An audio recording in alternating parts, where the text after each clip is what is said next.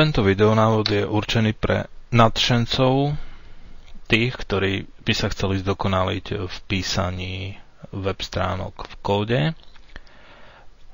Popisuje inštaláciu voľne dostupného editora PSPad a zo pár funkcií.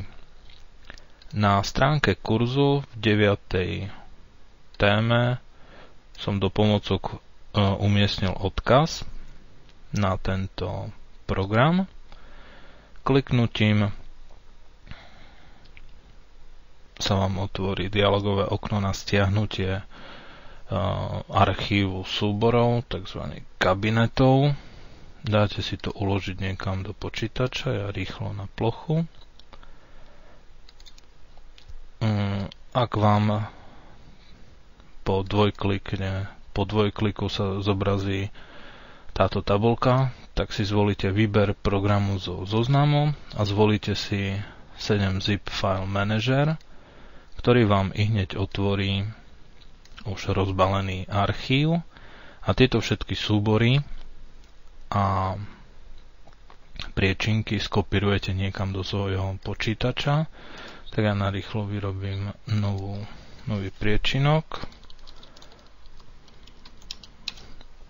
do ktorého jednoduchým klikom a poťahovaním premiestnite všetky dané súbory a priečinky.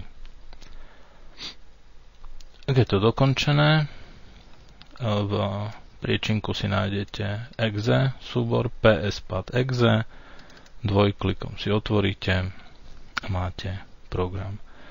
On je dosť veľký na tú moju plochu video, tak si ho trošku zmenším, aby sa mi zmestil do okienka. A keďže ho odporúčam na písanie HTML kódu, tak si zo súboru otvoríme nový a zvolíme si HTML.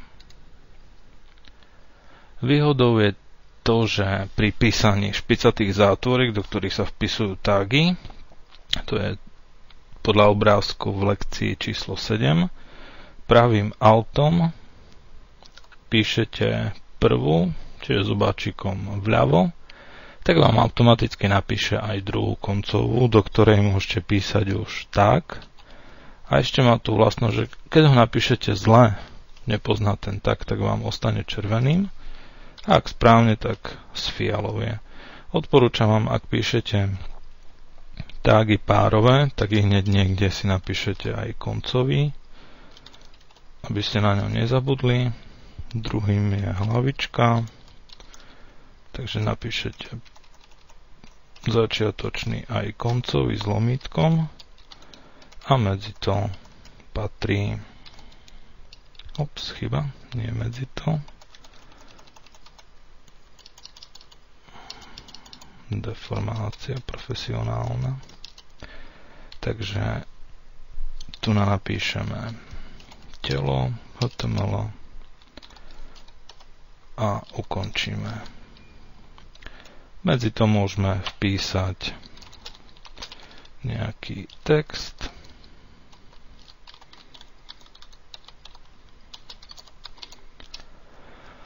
A ukážeme si ešte niektoré.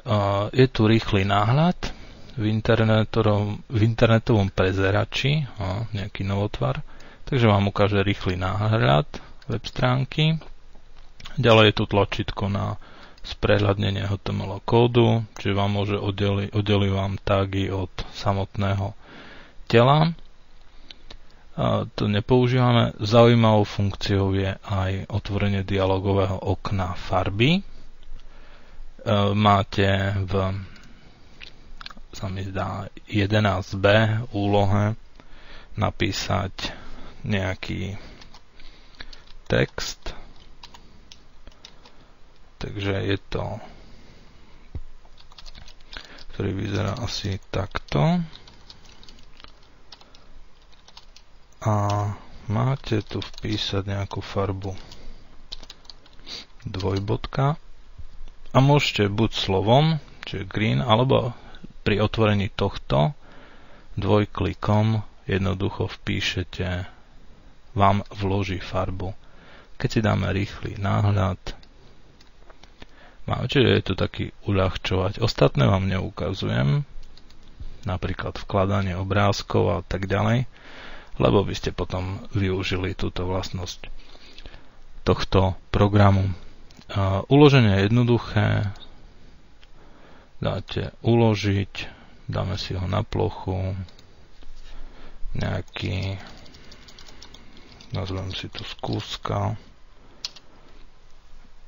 uložilo nám to na plochu, to už nechám na vás, čarovanie, otvoríme si skúska HTML v internetovom prehliadači a máme ho. Tak, želám vám veľa zábavy s týmto maličkým, ale šikovným programom.